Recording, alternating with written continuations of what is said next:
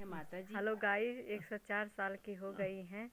नानी जी की सास है ये। नानी जी की सास है, बिना नहाए धोए चाय कभी पीती नहीं है। इस ठंडक में भी जो एक भजन गा रही हैं। देखिए कितनी अच्छी मधुर आवाज़ है। गाओ दादी। कितनी अच्छी आवाज़ है जो कि गा रही हैं। दादी जी गाइए। अब गाऊंगा। एक सुना दीजिए दादी जी। हाँ एक सुनाइए। हाँ हम भाई सुता नहीं सुनाइए, एक भजन सुनाइए।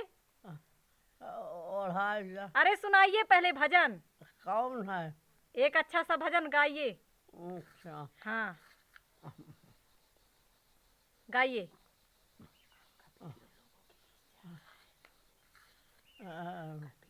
अब भूला है आपका वीडियो लोगों के बीच जा रहा है। हाँ लोगों के बीच जा रहा, सुनाइए। राम राम श्री रामचंद्र कृपाल भजमन हर भव भय दारुणम तुलसी भवानी पूज पूज मन मुदित मंदिर चल कंजलो